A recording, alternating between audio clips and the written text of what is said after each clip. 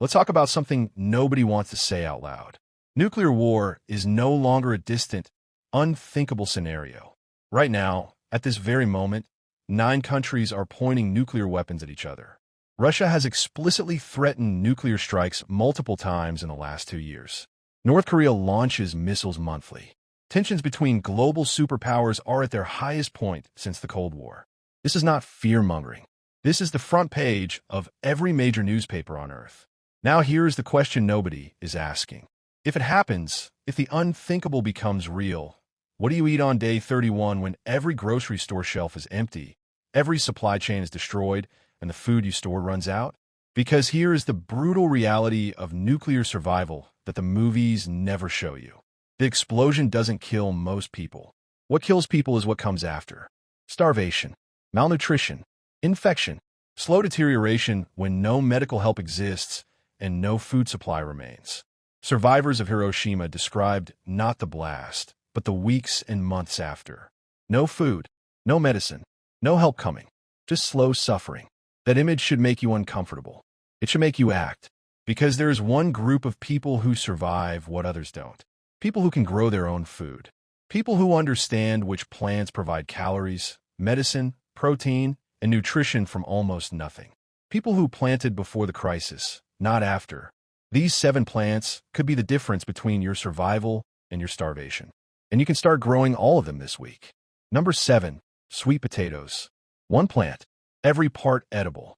Leaves, vines, tubers, flowers. Nothing wasted.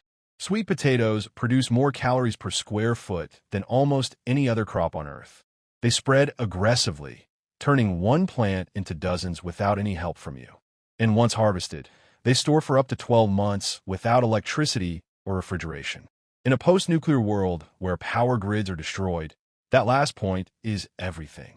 Number 6, morena. Most people have never heard of this plant. That is a serious mistake. Morena contains more vitamin C than oranges, more protein than eggs, more calcium than milk, and more potassium than bananas. In a single leaf. It has been used by humanitarian organizations to reverse severe malnutrition in war zones across Africa and Asia. It grows several feet per month. It survives drought and poor soil. The leaves can be dried and powdered, creating nutrition that stores for months without refrigeration. In a survival situation where your body is breaking down from stress and poor diet, morena could keep your immune system functional when nothing else can. Number 5, amaranth. 10,000 years ago, entire civilizations survived on this one plant. The Aztec Empire used it as currency because it was that valuable. 1 amaranth plant produces up to 60,000 seeds. Each seed is protein-rich and can be ground into flour or cooked as grain. The leaves are edible throughout the season. It grows in terrible soil, survives extreme heat, and has no serious pest problems. 60,000 seeds from 1 plant means you never run out of food and you never run out of seed stock for next season. That is survival mathematics. Drop a comment right now and tell me, are you currently growing any of these plants? Because this conversation could save someone's life. Number 4, kale.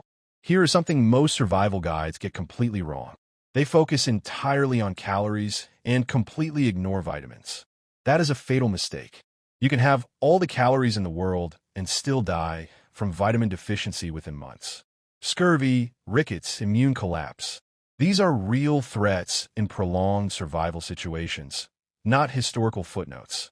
Kale provides vitamins A, C, and K in quantities that cover your basic requirements.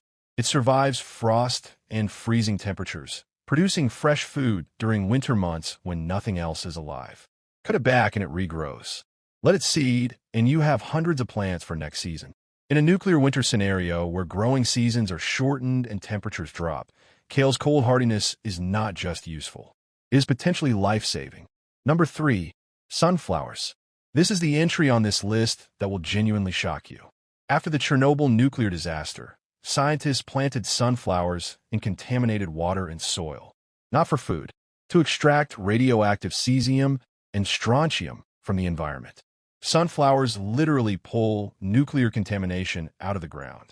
In a post-nuclear landscape where soil contamination is a real threat, sunflowers begin the process of making your land safe again. And beyond that extraordinary fact, Sunflowers provide calorie-dense seeds packed with fat and protein, cooking oil when pressed, and building material from their stalks. In a world without grocery stores, cooking oil becomes almost impossible to source. Sunflowers solve that problem. Number 2, beans. Without protein, the human body breaks down within weeks. Muscles waste. Immunity collapses. Recovery from even minor illness becomes impossible. Beans are non-negotiable in any serious survival garden. They provide complete plant protein. They store for years without refrigeration, and they fix nitrogen in soil, meaning they rebuild your garden's fertility without any outside input. In a survival situation where you cannot buy fertilizer or soil amendments, beans become your entire soil improvement system. A garden with beans keeps producing indefinitely. A garden without them eventually fails. Plant beans, and you're not just feeding yourself today. You are ensuring your garden can feed you for years. Number 1, thyme, oregano, and rosemary. Hear this carefully because it might be the most important thing in this entire video. In a genuine survival situation, the thing most likely to kill you after the first month is not starvation. It is infection, a cut that gets infected, a respiratory illness with no treatment, an immune system destroyed by stress, and poor nutrition with no pharmacy available. Before antibiotics existed, thyme was used in hospitals to treat wounds and respiratory infections. Thymol, its active compound, is so powerfully antimicrobial it is still used in hospital-grade disinfectants today. Oregano contains compounds clinically studied as alternatives to antibiotics for certain bacterial and fungal infections.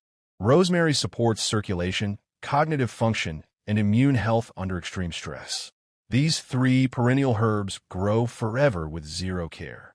They survive drought, neglect, and harsh conditions. They provide medicine when no medicine exists. They are your pharmacy when every pharmacy is closed permanently.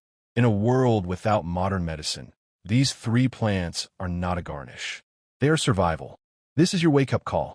The people who survive catastrophic events are never the ones who started preparing after it happened. They're always the ones who planned before, who thought ahead, who acted when everyone else was still assuming everything would be fine. 7 plants. That is all that stands between surviving and not surviving. Sweet potatoes for calories. Morena for dense nutrition. Amaranth for protein and seed saving. Kale for vitamins through winter. Sunflowers to decontaminate nuclear soil. Beans for protein and soil fertility. Herbs for medicine when none exists. You can start all 7 this week.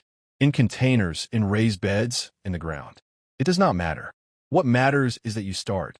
If this video made you think differently about your garden and your security, share it with someone you love right now. Not tomorrow, right now. Because the best time to prepare was yesterday, and the second best time is today. Subscribe to Smart Senior Gardeners. Ring that notification bell. Because we are not just gardening here. We are building survival, independence, and security for ourselves and the people we love. Start planting. Stay prepared. We will see you in the next video.